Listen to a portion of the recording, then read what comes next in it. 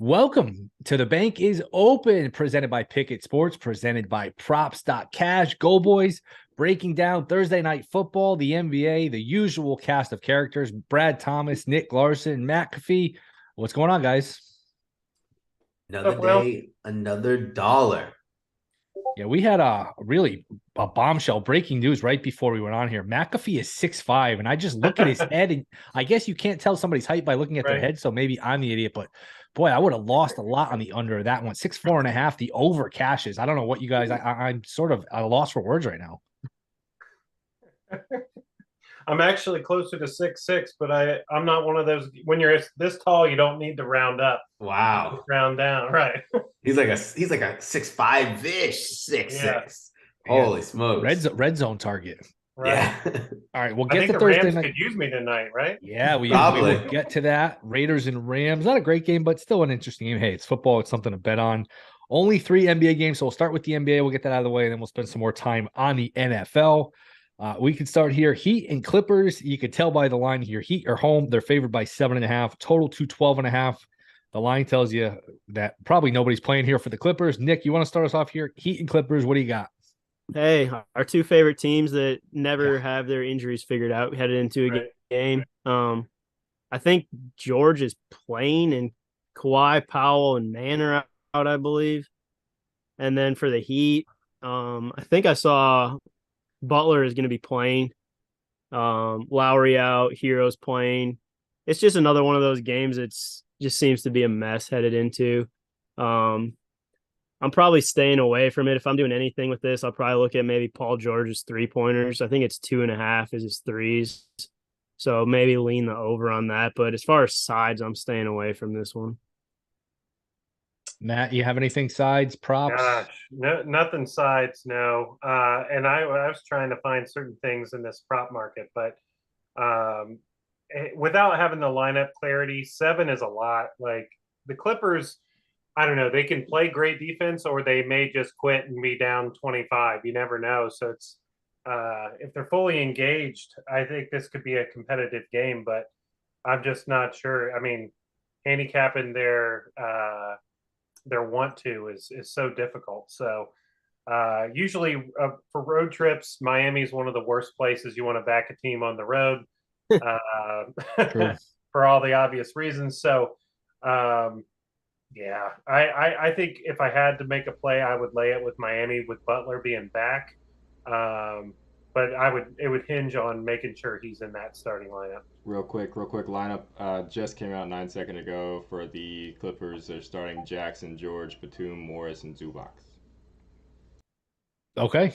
Nice. So that is going to be Kawhi's out. George is in. So I would actually lean towards the 7.5 with the Clips. That seems a little high. That you look at that line without checking who's in or who's out. It makes you think Kawhi and George are out. With George in, the 7.5 looks enticing. Yeah, George. I mean, he'll carry it. Jimmy and him going one-on-one for a lot. I mean, that's intriguing. I hope they get to we get some of that one-on-one. But yeah, anytime Batum's in the lineup, I'm just like, that's probably a fade for the Clippers for me. So They're on a back-to-back too, right? They played last night. it's Yeah. Go Magic. Yeah, they lost in Orlando.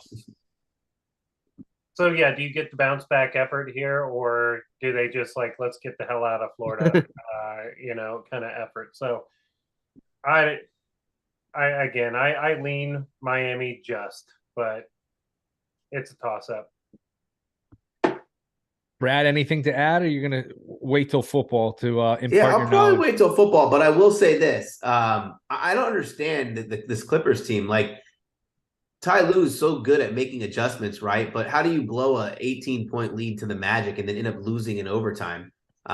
It's just weird. Like, they have too much talent against a Magic team who, they put a lot of heart in. They got a lot of length, but you shouldn't be losing games when you get an 18-point lead against the Orlando Magic. Boy, that is one sport. If you're betting NBA sides night tonight, and I know people who I used to bet a lot every night NBA sides. I just can't do it anymore. I don't have the stomach. Terrible, man. I was listening to one of the shows yesterday. Guys, like, yeah, I got 6 NBA sides tonight. I was like, I can't think. Even if I went 6-0, I can't think of a more miserable thing to sweat than 6 NBA sides. I guess if you had Orlando, you'd feel good, but man, You're playing a dead Magic team that's 5-20. You're up 18, Yep. and then you end up losing straight up. I mean, it's tough, man. It's a tough The way to runs make are it easy. crazy in the NBA Yes. lately. Like, Yeah. no lead is safe anymore. Right. And good teams like the Heat will, you have a Tyler Hero prop. I say you're like, man, he'll destroy this matchup, and then you get greedy and you play like 25 and the win, and then they lose to the Pistons. And you're like, what? How did this happen? Like, are the Heat serious or what? And so yeah, the sides and totals are very, very difficult, but we see on a night to night basis, there's somebody goes down early in the first quarter and almost every single night. So you've got this like inherent battle between, hey, is it safer to do props or is it safer to do sides? And like, where's the, it's tough. Like you can get burned either way. NBA's been a I say the start to December, everything post Thanksgiving. I know everybody's up and down right now. They're having a really tough go of it because there have been so many big injuries early, a lot of flagrant twos that shouldn't be flagrant twos, guys getting tossed. It's been a mess for the last like week and a half. Moving on here, Rockets, Spurs. Boy, I think the Spurs are determined. They're seeing all these teams like the Jazz, the Pacers, all these teams overachieve, tanking for Wembanyama. The Spurs are like, we're doing this right. You are not going to out tank us. They have played terribly since a nice start. Houston laying 2 on the road. That tells you all you need to know. So Houston laying 2 in San Antonio. Total 230.5. Matkafee, Spurs, Rockets, battle for Texas. Who do you like? I like Houston, and I don't like saying that I like Houston, but I do. I just think that they will have more power, more ability to fill it up. With Smith and Porter and Green, you got 3 guys that are pretty dynamic. And Sengun down low, I think he should have a decent game too. So while I don't love it, I think you could just take the Rockets here. -2, pretty small line. So I think without Poodle in the middle, I think that's where Houston's going to get a lot of love. I like Tari Eason too. I don't know how you guys feel about him. You guys play his props, but Eason looks like a good player. I watched Jabari and it's like, man, maybe I'm missing something. I don't know how he was like this lock number 1 pick in the draft for all the controversy about who would go first, him or Banchero. It kind of got the betting aspect took over that, but it's like, boy, Jabari, he just doesn't shoot the 3 that well. He's not that athletic. I'm not sure. I don't see it in terms of a future star with Jabari. But Nick, what do you make of this Spurs Rockets game? Will, you're raining on my pick right here. Thank you. Go for it. What you No, got? I've got Jabari over 2.5 threes tonight. He's hit it in 7 of his last 8. So I'll ride with the plus money with it. He's getting a lot of volume. I also like the Rockets here because Vassell is out as well for the Spurs, and he's probably outside of Pirtle, he's probably been their most consistent, probably best player. Keldon Johnson started the season real well, but that dude can't buy a shot right now. He's been terrible lately. I liked him at the beginning of the year playing his points and 3-pointers, but he can't hit anything right now. So I'm with Matkafee on this. I like the Rockets to win this game, and then I also like Jabari here for his threes. Yeah, Jabari, 3 for 8 last game, 3 for 7 the game before, 7 for 12. This is just overall, but shooting 36% from the floor. He started the year absolutely terrible. He been better of late, but he started absolutely terrible. I think the Spurs are going to be undersized in this match. I think their paint is, you're going to have like Zach Collins and stretch guys like Richardson probably trying to guard the paint, and like Collins would rather hang out on the perimeter. Right. I know. They just a lot of kind of stretch skinny guys kind of guarding it. So Smith and Sengun down low, I think, could have pretty big nights too. If Smith, wants to take a guy off the bounce. I hope he hits his 3s early, gets him diving out, and then he can cut to the rim. So yeah, I think Houston wins this game for sure. Yeah, and after a nice start, the Spurs are now 6-18 straight up, so they are certainly on their way. Now, remember, you could lose every single game in the NBA. It only gives you, I think, at best a 14% chance, even if you have the worst record. So you could lose all these games all you want. Doesn't mean you're gonna get the pick.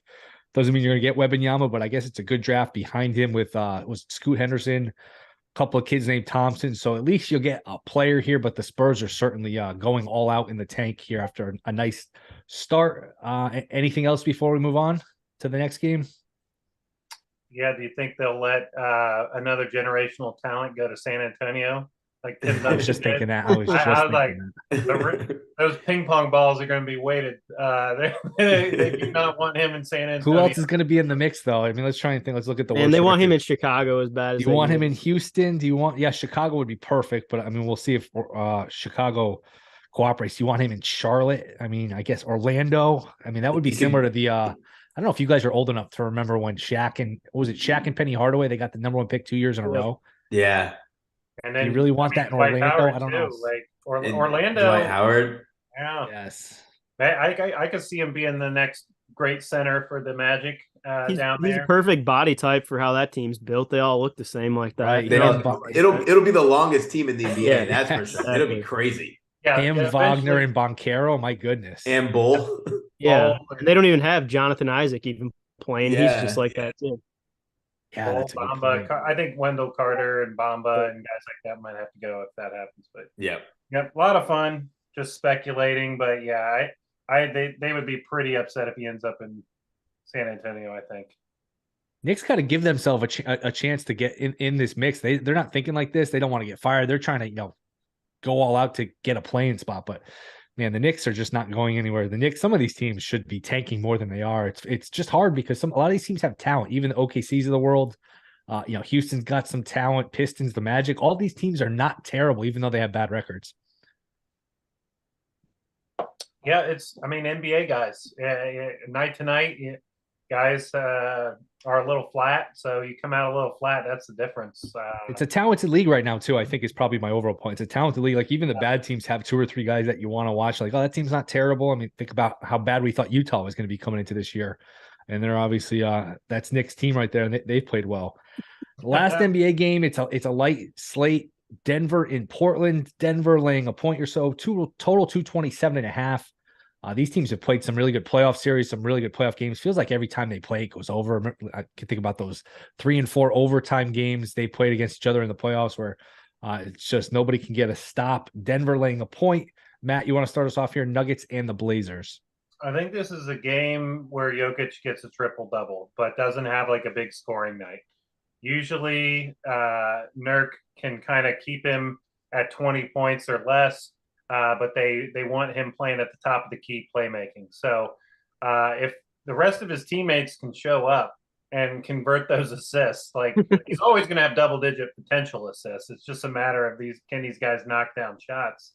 Caldwell Pope back is helpful. I know Porter's still out, but they've got a lot of guys that can knock down shots. It's going to be a matter of can they do it. They'll need to, because with Dame and Simons out there, they're going to be shooting a lot of threes. And I'm hopeful this is a competitive, fun, like 124 to 123 kind of nail biter right down to the last second. I do worry a little bit that the Nuggets might just get shot out of the gym, but yeah, to me, I like Jokic triple-double a lot tonight. I think the Blazers will win the game, though. The spread, where is the spread at right now? 1. So you can cheat money line. That's what I thought. It was. So Portland's catching 1. I think on their home floor, they'll get it done. But yeah, I don't want to take all the talking points. What do you think, Nick? No, you set me up perfect for that. My one play for this game is I'm going to ladder Simons and Lillard's threes from 3 to 5. Those guys are both taking 10 plus threes a game. And like you said, this could be a 120s or 130 point scoring game.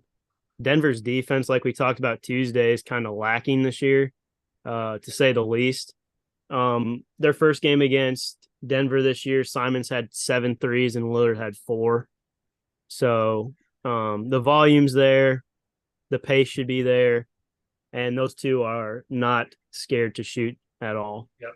And I think the best perimeter defender that the Nuggets have is Gordon. And I mean, well, KCP's pretty good too, but Gordon, Gordon, he'll probably be on Grant, right? that's what I'm saying. Grant, he'll Yeah. have to guard Grant. So Right. they can't have Bruce Brown or somebody like that be on Grant. So he's going to be occupied. When Nuggets play like the Warriors, he takes Steph or he takes Clay, and he does a really nice job. But I don't think he's going to be able to do it in this matchup. So that's why I feel like the guards, it's a smash spot for the Blazers guards, and I think Jokic, can do a really nice job facilitating. And look at his triple double tonight. Matt, before we move on to football, I asked Nick, and I think I asked, maybe it might have been Brian the other night. We've probably gone over this before, but it's maybe the most interesting question in the NBA right now. Forget the odds, forget the betting. If your life depended on it, who wins? Who comes out of the West and goes to the finals? Life depended on it. I would want the Warriors. I want Steph Curry or Klay Thompson taking that shot if it matters. Like, do I thought think you were going to say Clippers? I think you've said Clippers in the past, but that just shows what like an interesting question is. That week to week, I feel like if we ask again in 2 weeks or 3 weeks, we're gonna have different answers because I said Warriors too. I think Nick said Nuggets. I was like, that's an interesting one. I wish I said Nuggets. It's maybe Jazz. You never know. The Jazz, the Kings. I mean, you can name 5 or 6 teams where it's boy, it's really interesting, and I think people are kind of off the Clippers. It'd be fun to watch. I think if you're talking about winning one game, that's why I want the Warriors guys because their shot making ability. But over a series, I still think the Clippers are the best team. But it's doing a whole lot to assume they're going to be healthy for a playoff series in June. So it's the one game scenario versus like the series versus like who do you want going forward. All these different questions are always so fun hypothetically, but you give me Curry and Klay Thompson on the court at the same time to win one game. I like my chances. Yeah, I totally agree, especially a point about the Clippers. I mean, we're on year 4 of this, and they just can't seem to get their team on the court for, a week, 10 games at a time. It just never seems to happen. So it's hard to put your money on them and feel good about it. Although that might be the best team when they're all healthy, but should be interesting to keep an eye on. Anything else before we move on to the NFL? I kind of had a question before we got into the NFL game action. What I was thinking about this earlier today. Is the Stafford trade, is that kind of equivalent to the Anthony Davis trade? Like, they kind of won because they got the title, but now they're in trouble with it. Oh, and 100%. Lakers or the Rams, same thing. I was going to ask you guys what you guys thought about that. Same thing. Lakers are in hell for the next 5+ years, probably. I mean, this Davis run's been nice, but hey, you traded all for a championship. Could they have kept one more thing in the Davis trade? Probably. But yeah, it's a similar thing in terms of they won their title, but now they're paying for it. I would say the Davis trade didn't do them in. I think the Westbrook trade did them in because they still had plenty of assets with Kuzma. Caldwell Pope was a useful player. They had picks. They could have still gotten something, and they used all their somethings on Westbrook. So the Westbrook trade did them in, but it's a perfect comparison, Lakers and the Rams. Because that Rams pick is going to be probably top 3 if they lose tonight. Yeah, Houston's going to finish with the worst record, but the Rams, they have 3-4 wins. I mean, top 5 to say the top 5 safely. Yeah, I mean, Stan Kroenke got a new stadium built and got a championship for that city, and job done. Like that whole there's so many teams like that would just sell their right arm to have a chance to win a title. Like the Patriots and your Steelers and teams like that have won a lot. Like those are the exceptions. Most of us have never won a Super Bowl like in our lifetime, and sometimes in their history of their franchise. So, the Rams, I think, this was big for Kroenke. After he bought the team and moved it from St. Louis, and they were a winner there. He gets the mega stadium, gets the Super Bowl. It kind of justifies everything. And now they'll probably have to rebuild some things, but maybe not. I think at this point, maybe they say like, hey, Jalen Ramsey, come get him. Maybe. Do you sell? Yeah, just say, hey, come get Cup, come get. I don't know. Aaron Donald's probably going to retire. He seems like he didn't even want to play this year. So,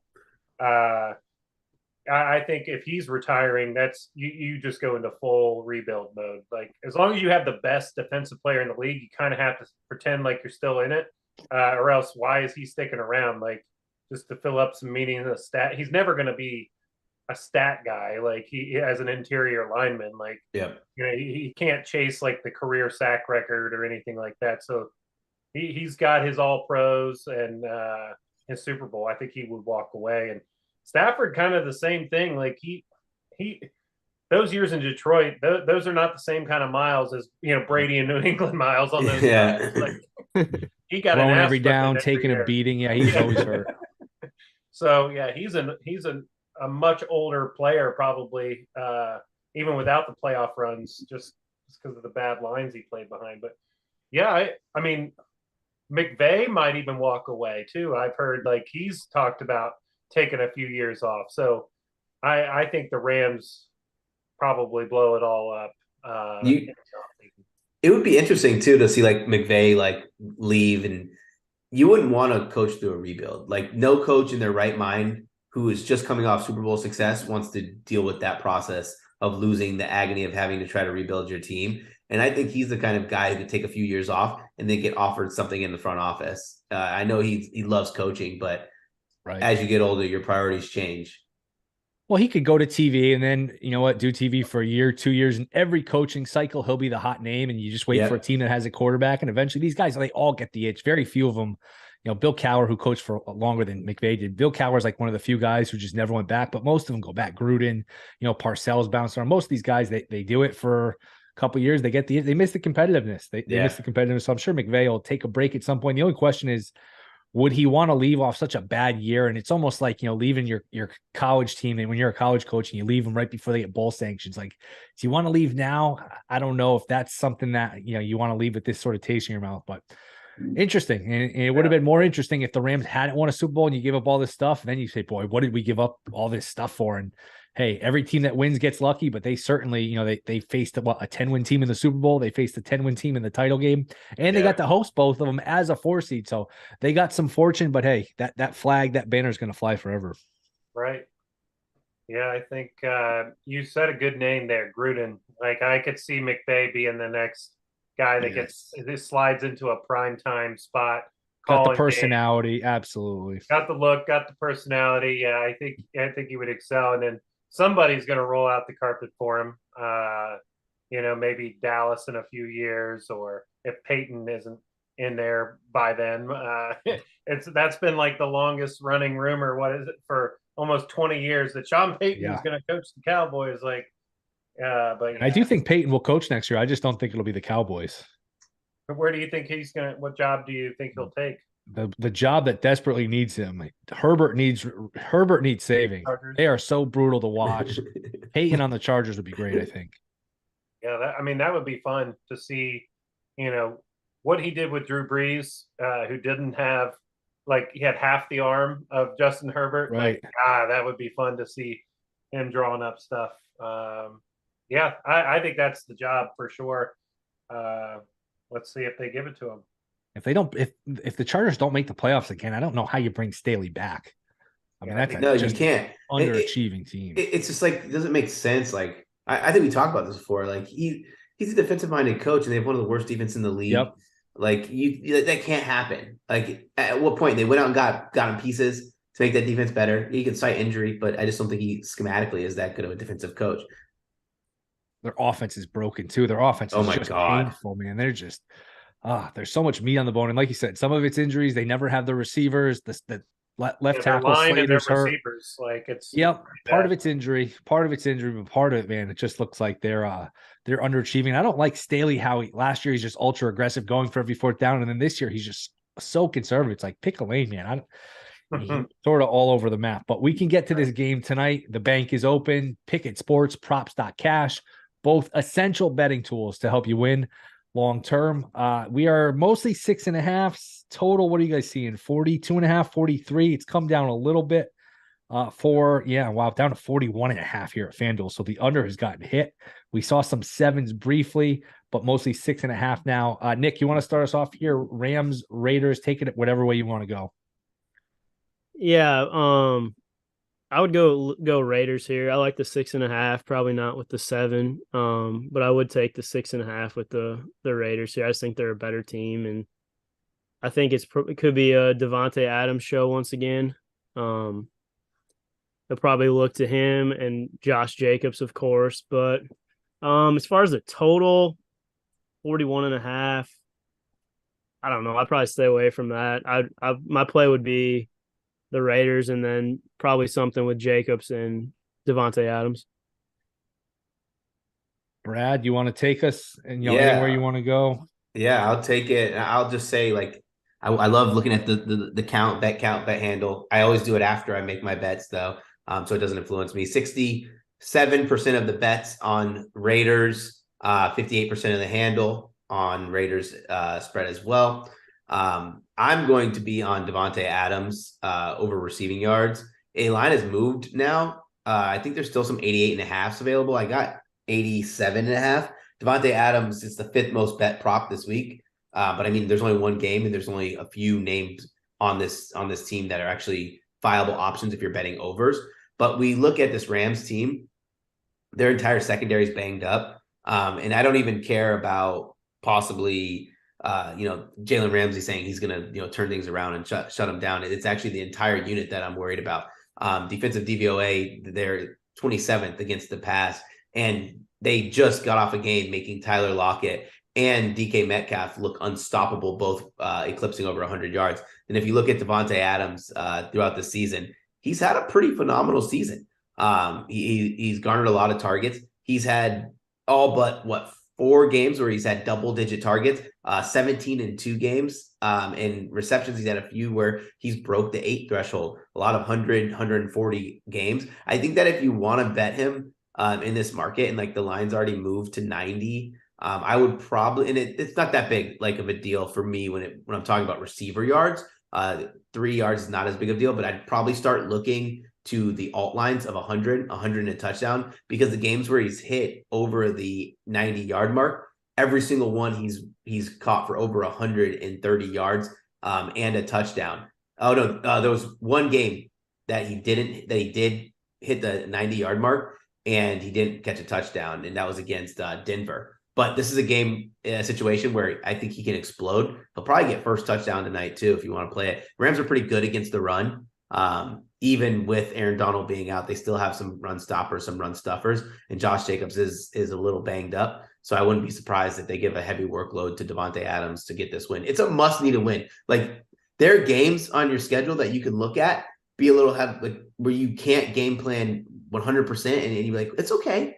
We'll bounce back the next game. For the rest of the Raiders season, it's must win games. They got to continue this win streak if they want any hope to make the playoffs.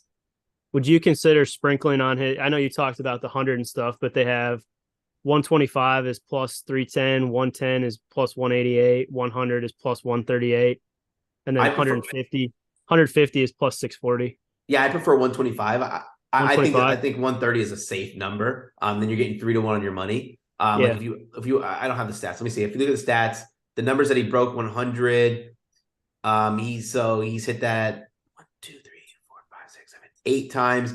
8 of those times, 1, 2, 3, 4, 5, 6 of those times. So he's hitting like 70% whenever he goes over 100. It's over 125. So I mean, you're getting pretty good value on that plus 310. Right. Matt, did we lose Matt? Yeah, he's gone. He says he cannot reconnect. I probably talked his ear off. He's probably like, "Oh no, so. Brad's just going." Let's if we get Matt back, hopefully we'll get him back. But if not, the show must go on. Matt will appreciate the wrestling reference. The other side of the ball, Wolford's banged up. We don't know if he's going to play. If he does play, we might see Baker. I don't know. I mean, one of my plays in this game, I parlayed the Raiders. Again, whether you want to tease the Raiders down with like the Eagles, whether you just check the math on it, might be better to just do a money line parlay Raiders Eagles. I think the Raiders win the game. I don't love laying the 6.5. I would lean that way. But just in terms of a straight bet, Rams team total under 17.5. I just don't know that this team's getting to 20. Whether it's Baker Mayfield, who they just got 2 days ago behind a beat up offensive line with no receivers, not knowing the game plan, or Wolford, who's dealing with a neck injury. Look, if you get to 20 points, you can beat me. We've seen crazier things happen, defensive scores, whatever. But I think the Raiders find a way to win the game, and I like the Rams team total under. Nick, what do you think we see from the Rams on offense and in their quarterback situation? Man, that's exactly why I like the Raiders tonight. Is their offense is a disaster. Hey, he's back. He's back. But yeah, their quarterback situation is a disaster. Receivers depleted. Running game is a mess. So I like your look there with the team total under as well. I mean, where are they going to get their offense from?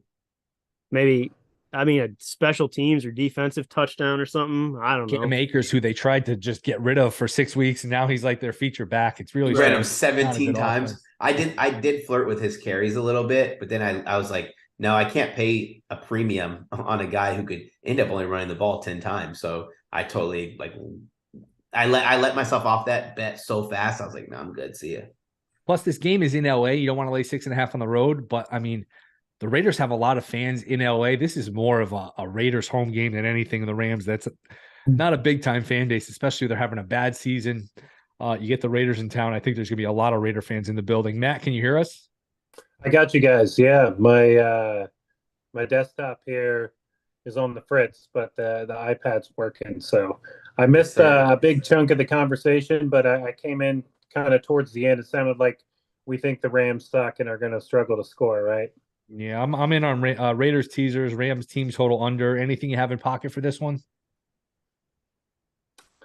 Gosh, I'm tempted to just play, but every time we talk about the Raiders, I talk about Devontae Adams, and he's just the go-to guy here. I don't think Ramsey's going to follow him.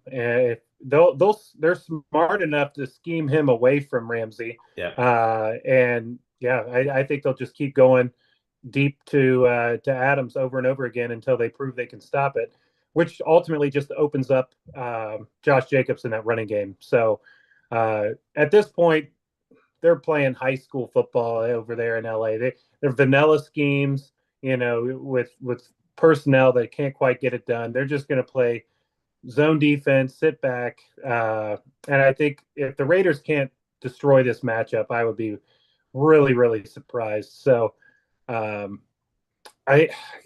of me wants to go like Mac Hollins, just in case they do double. And Ramsey's going to gamble. I mean, he's kind of checked out anyway, too. So yeah, maybe Mac Hollins can get behind him once. But yeah, I think this is a game where the Stars are going to be very productive. So I'm not angry at anybody who wants to play Adams catches, yards, touchdown. Jacobs, his yards, his touchdown. They all sound good to me. I think the Raiders probably score in the high 20s, low 30s in this game. We're looking for potential Rams unders on that offense because the QB situation. So I think you can take unders on some of the skill position guys as well. Raiders home game, like you mentioned. So I think 6.5 is doable. I'm pretty comfortable with laying 6.5. Honestly, you don't want to do it with the Raiders, but the Rams are just so bad. So perfect teaser leg if you want to have something going into the weekend, like you mentioned too. Yep. We'll get the first touchdown in a minute. I bet the Raiders, I think I gave this out on my channel. Raiders are plus 780 to make the playoffs. Now they get a game that's winnable tonight. They get 10 days off. Then they get to play the Patriots, who play on the road this Monday night and then on the road in Vegas. Then the Raiders get the Steelers on Christmas Eve. Then they get San Fran with a third-string quarterback. And then week 18, they host the Chiefs. The Chiefs may or may not have anything to play for. We saw them do this last year. Is it impossible the Chiefs go 4 or the Raiders go 4-1, 5-0 might be a stretch, but at plus 780, Nick, let's just go around the horn here. Plus 780 or so. Is that worth a sprinkle? Raiders, yes, to make the playoffs. I mean, I think it's worth a sprinkle. They have a decent road there. And I mean, some of the teams in front of them are going to have to beat up on themselves just based on matchups. So yeah, I think that's a good look. Yeah, I think it's a good look. But it's just so much pressure to put on yourselves. Yeah. Like you dug yourself in a pretty deep hole. And Are we sure this Raiders team is that confident to kind of go throughout this rest of the season and not slip up, not have games like what they had against the Saints where they just don't show up?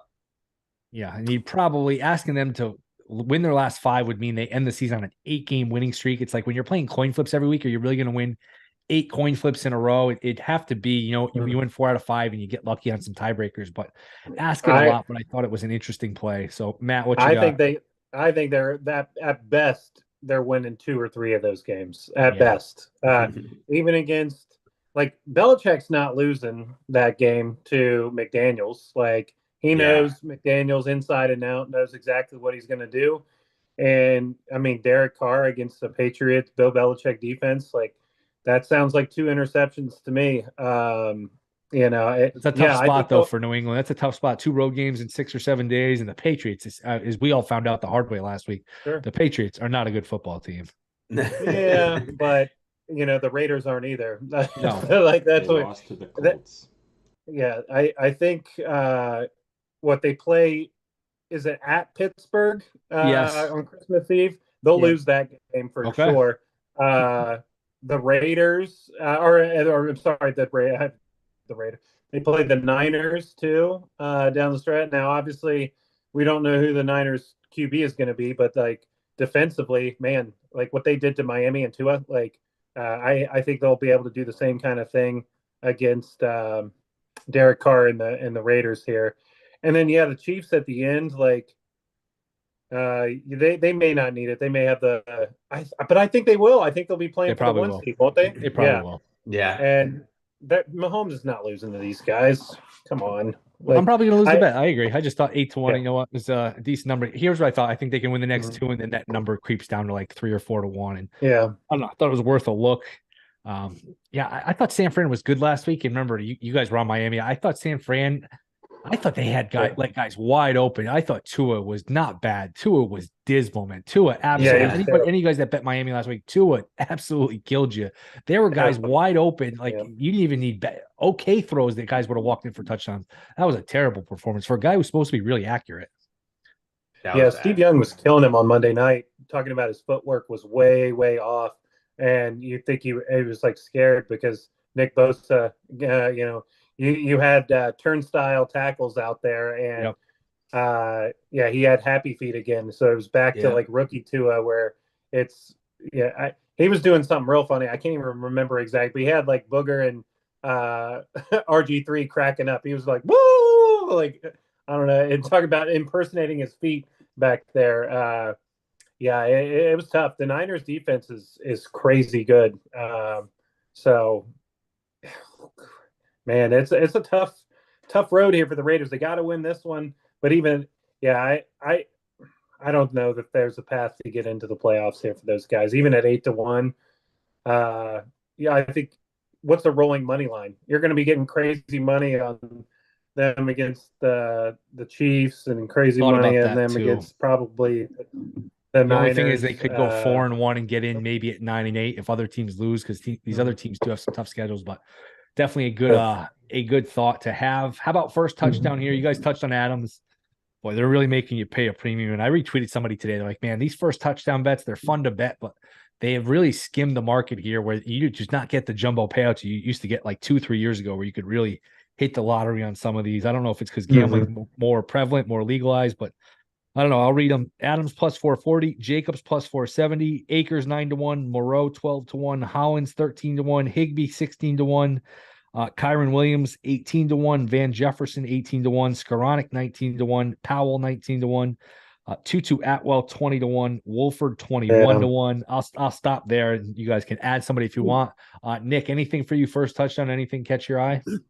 Kind of a medium long shot. I kind of like Hollins, like McAfee said, just in case he gets hit on one of those deep go routes or something like that and busts one to start the game. If I had to go take a Rams guy, maybe Van Jefferson gets in. Other than that, I mean, the chalk play with Devontae Adams, which probably a lot of people are already on. Brad, anything for you first touchdown? This is such a tough one, right? Like you think about the touchdown scores of the Rams in their last game, and you just want to kind of go back and last game they had 23 points. So 3 touchdowns, 0 pass catching. All the pass catchers were Cam Akers. So like, why would you go anywhere if you're thinking Ram, why would you go anywhere but Cam Akers? But I just don't think they're going to be marching down the field that easily. So I just played Adams. I'm just gonna have a little $10, like nothing crazy, just to say I was at the dance. Doesn't mean I have to dance with anyone. At least I'm gonna party. That was deep. That was deep. But bought a ticket. You know what I mean? You can't win it if you're not in it, right, Brett? Yeah. Yeah. I think maybe Amir Abdullah as a longer shot here. I mean, he might get a little bit of work. He's not in the league still, is he? Yes, he is. 29-1. Yeah, believe it or not, he's in he's there. 29-1 for you. He's 10-1 on the book I'm looking at offshore. That's crazy. Yeah, jeez. At DraftKings, he's 35-1. Holy smokes. 29-1 at FanDuel. Yeah. So, I mean, you look at his receiving numbers. He did have a receiving touchdown against Seattle 2 weeks ago.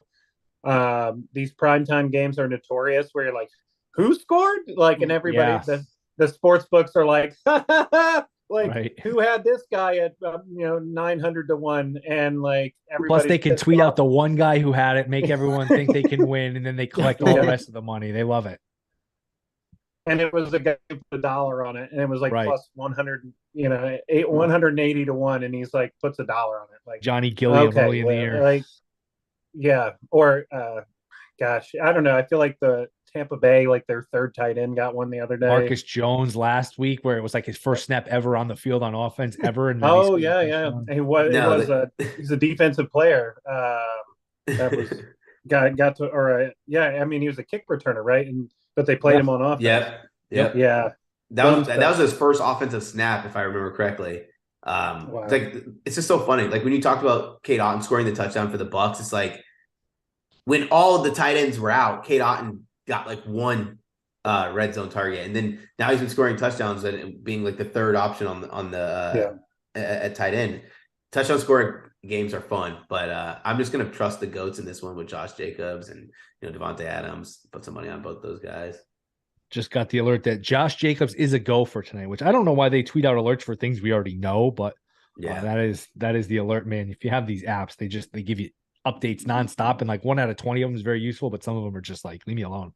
What do you guys think of the FanDuel boost? Derek Carr 200 pass yards, not bad. Joker 20 points and Dame 20 points plus 170. I didn't see. I don't mind that at all. Yeah, I think that's a good one. And if you have the Bet Rivers, they've got something similar kind of tied in with Jokic and Dame and stuff. Like there's a couple good boosts I saw tonight. I think they're all probably EV, positive EV. I'm going to be on the FanDuel one for sure. And they have the one where it's AJ Hawk's boost where Adams and Jacobs to combine touchdowns plus 120. Yeah. I mean, it's fine. I don't know. You're almost better off just playing them like the parlay plays what plus 260 or something, and then you could play the 2 touchdowns. You might be better off just going like that. I don't want to break out the calculator, but I feel like my brain is telling me it might be better off playing them all straight, like for the 2 touchdown props for the individual guys and the parlay. I don't know. Somebody smarter than me needs to figure that one out. All right, I think we pretty much covered it. Anything else? Any of you guys want to add? No, man. You're going to play a primetime QB touchdown, Will? I mean, I looked at it. I always look at it. Wolford's like 21-1. I would need more, and I've heard his neck's really bad. He can't even throw. I went to see if Baker's listed because who knows, Baker might play here. I think he will come out of the bullpen, and he's not. As I'm just getting the alert here, all 3 quarterbacks are active for the Rams, but Baker's not even listed here. Perkins isn't even active. Who knows if he plays? Yeah.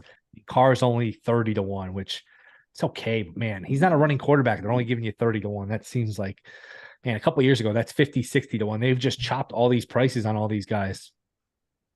Yeah. Give me Abdullah instead, and everybody's gonna say Amir Abdullah's still in the NFL. What? Like exactly. I can see it right now. Like I'm seeing it on Twitter right now. So yeah, I'm locking in that bet. All right. Well, good luck with all your plays, Nick, Brad Thomas, Matkafee. Anything else to add? Are we good? No, I'm chilling. That was great. All right, boys. Thank you guys for listening. Thank you to Props.cash, Pickett Sports, must-haves. If you're betting these games, you got to download those apps. Go to Props.cash. Thank you to Go Boys. Guys, good luck with all your plays. We'll be back Sunday. We'll be back next week. Thank you for listening.